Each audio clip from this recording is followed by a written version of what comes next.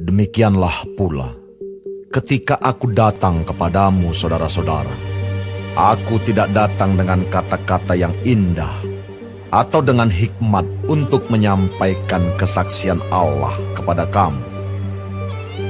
Sebab aku telah memutuskan untuk tidak mengetahui apa-apa di antara kamu selain Yesus Kristus, yaitu Dia yang disalibkan.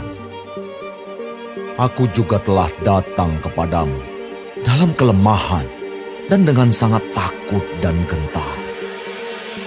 Baik perkataanku maupun pemberitaanku tidak kusampaikan dengan kata-kata hikmat yang meyakinkan, tetapi dengan keyakinan akan kekuatan roh, supaya iman kamu jangan bergantung pada hikmat manusia, tetapi pada kekuatan Allah. Sungguh pun demikian, kami memberitakan hikmat di kalangan mereka yang telah matang, yaitu hikmat yang bukan dari dunia ini, dan yang bukan dari penguasa-penguasa dunia ini, yaitu penguasa-penguasa yang akan ditiadakan. Tetapi yang kami beritakan ialah hikmat Allah yang tersembunyi dan rahasia, yang sebelum dunia dijadikan, telah disediakan Allah bagi kemuliaan kita. Tidak ada dari penguasa dunia ini yang mengenalnya, sebab kalau sekiranya mereka mengenalnya, mereka tidak menyalibkan Tuhan yang mulia. Tetapi seperti ada tertulis, apa yang tidak pernah dilihat oleh mata, dan tidak pernah didengar oleh telinga, dan yang tidak pernah timbul di dalam hati manusia, semua yang disediakan Allah untuk mereka yang mengasihi Dia. Karena kepada kita Allah telah menyatakannya oleh Roh, sebab Roh menyelidiki segala sesuatu, bahkan hal-hal yang tersembunyi dalam diri Allah.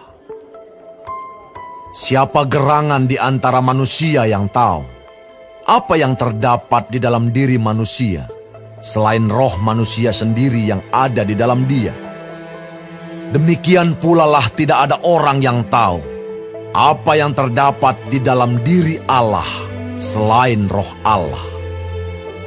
Kita tidak menerima roh dunia, tetapi roh yang berasal dari Allah, supaya kita tahu apa yang dikaruniakan Allah kepada kita. Dan karena kami menafsirkan hal-hal rohani kepada mereka yang mempunyai roh, kami berkata-kata tentang karunia-karunia Allah dengan perkataan yang bukan diajarkan kepada kami oleh hikmat manusia, tetapi oleh roh. Tetapi manusia duniawi tidak menerima apa yang berasal dari roh Allah, karena hal itu baginya adalah suatu kebodohan, dan ia tidak dapat memahaminya, sebab hal itu hanya dapat dinilai secara rohani. Tetapi manusia rohani menilai segala sesuatu, tetapi ia sendiri tidak dinilai oleh orang lain. Sebab, siapakah yang mengetahui pikiran Tuhan, sehingga ia dapat menasihati Dia? Tetapi kami memiliki pikiran Kristus.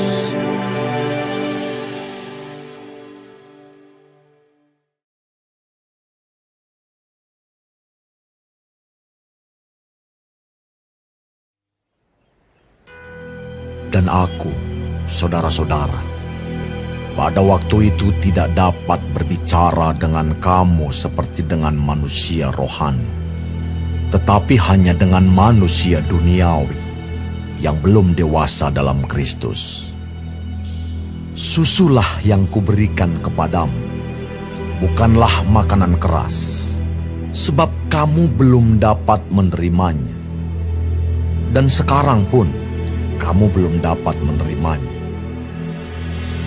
karena kamu masih manusia duniawi. Sebab jika di antara kamu ada iri hati dan perselisihan, bukankah hal itu menunjukkan bahwa kamu manusia duniawi dan bahwa kamu hidup secara manusiawi. Karena jika yang seorang berkata, "Aku dari golongan Paulus," dan yang lain berkata, "Aku dari golongan Apolos," bukankah hal itu menunjukkan bahwa kamu manusia duniawi yang bukan rohani? Jadi, apakah Apolos? Apakah Paulus?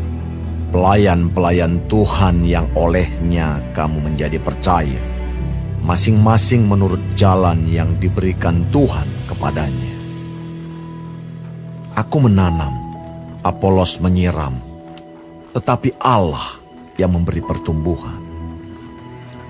Karena itu, yang penting bukanlah yang menanam atau yang menyiram, melainkan Allah yang memberi pertumbuhan.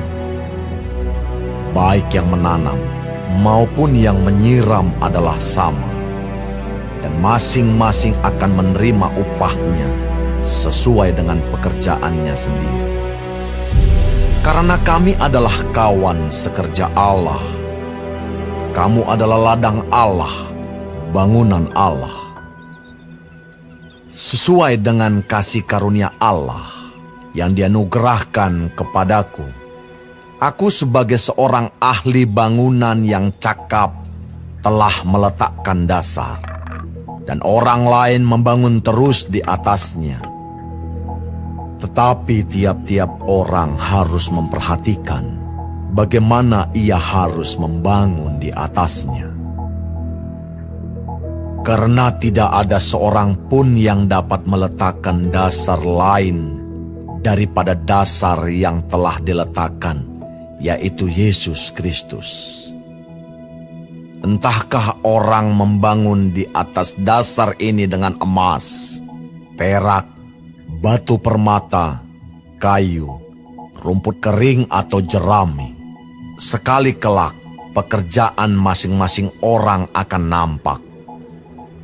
Karena hari Tuhan akan menyatakannya, sebab ia akan nampak dengan api, dan bagaimana pekerjaan masing-masing orang akan diuji oleh api itu.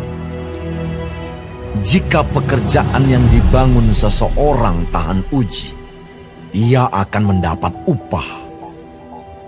Jika pekerjaannya terbakar, ia akan menderita kerugian, tetapi ia sendiri akan diselamatkan, tetapi seperti dari dalam api. Tidak tahukah kamu bahwa kamu adalah bait Allah dan bahwa Roh Allah diam di dalam kamu? Jika ada orang yang membinasakan bait Allah, maka Allah akan membinasakan dia. Sebab bait Allah adalah kudus, dan bait Allah itu ialah kamu.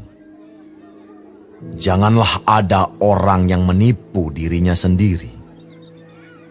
Jika ada di antara kamu yang menyangka dirinya berhikmat menurut dunia ini, biarlah ia menjadi bodoh, supaya ia berhikmat. Karena hikmat dunia ini adalah kebodohan bagi Allah. Sebab ada tertulis, ia yang menangkap orang berhikmat dalam kecerdikannya. Dan di tempat lain, Tuhan mengetahui rancangan-rancangan orang berhikmat. Sesungguhnya semuanya sia-sia belaka. Karena itu, janganlah ada orang yang memegahkan dirinya atas manusia, sebab segala sesuatu adalah milikmu.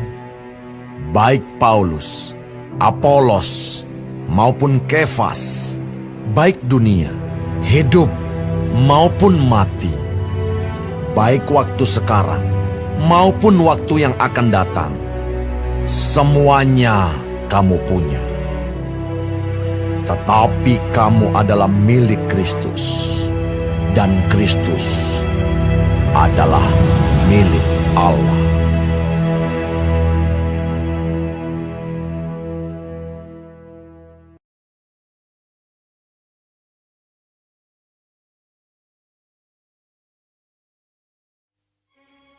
Demikianlah hendaknya orang memandang kami sebagai hamba-hamba Kristus yang kepadanya dipercayakan rahasia Allah, yang akhirnya dituntut dari pelayan-pelayan yang demikian ialah bahwa mereka ternyata dapat dipercayai. Bagiku sedikit sekali artinya entahkah aku dihakimi oleh kamu atau oleh suatu pengadilan manusia. Malahan diriku sendiri pun tidak kuhakimi. Sebab memang aku tidak sadar akan sesuatu, tetapi bukan karena itulah aku dibenarkan. Dia yang menghakimi aku ialah Tuhan. Karena itu, janganlah menghakimi sebelum waktunya, yaitu sebelum Tuhan datang. Ia akan menerangi juga apa yang tersembunyi dalam kegelapan, dan ia akan memperlihatkan apa yang direncanakan di dalam hati. Maka tiap-tiap orang akan menerima pujian dari Allah. Saudara-saudara, kata-kata ini aku kenakan pada diriku sendiri dan pada Apolos, karena kamu, supaya dari teladan kami kamu belajar apakah artinya ungkapan. Jangan melampaui yang ada tertulis, supaya jangan ada di antara kamu yang menyombongkan diri dengan jalan mengutamakan yang satu daripada yang lain. Sebab siapakah yang menganggap engkau begitu penting? Dan apakah yang engkau punyai yang tidak engkau terima? Dan jika engkau memang menerimanya, mengapakah engkau memegahkan diri seolah-olah engkau tidak menerimanya? Kamu telah kenyang, kamu telah menjadi kaya. Tanpa kami, kamu telah menjadi raja. Alangkah baiknya kalau benar demikian, bahwa kamu telah menjadi raja, sehingga kami pun turut menjadi raja dengan kamu. Sebab menurut pendapatku, Allah memberikan kepada kami, para rasul, tempat yang paling rendah, sama seperti orang-orang yang telah dijatuhi hukuman mati. Sebab kami telah menjadi tontonan bagi dunia, bagi malaikat-malaikat, dan bagi manusia. Kami bodoh oleh karena Kristus, tetapi kamu arif dalam Kristus. Kami lemah, tetapi kamu kuat. Kamu mulia, tetapi kami hina. Sampai pada saat ini kami lapar, haus, telanjang, dipukul, dan hidup mengembara. Kami melakukan pekerjaan tangan yang berat. Kalau kami dimaki, kami memberkati. Kalau kami dianiaya, kami sabar. Kalau kami difitnah, kami tetap menjawab dengan ramah. Kami telah menjadi sama dengan sampah dunia, sama dengan kotoran dari segala sesuatu, sampai pada saat ini. Hal ini kutuliskan bukan untuk memalukan kamu, tetapi untuk menegur kamu sebagai anak-anakku yang kukasihi. Sebab sekalipun kamu mempunyai beribu-ribu pendidik dalam Kristus, kamu tidak mempunyai banyak bapa. Karena akulah yang dalam Kristus Yesus telah menjadi bapamu oleh Injil yang kuberitakan kepadamu. Sebab itu aku menasihatkan kamu, turutilah teladanku.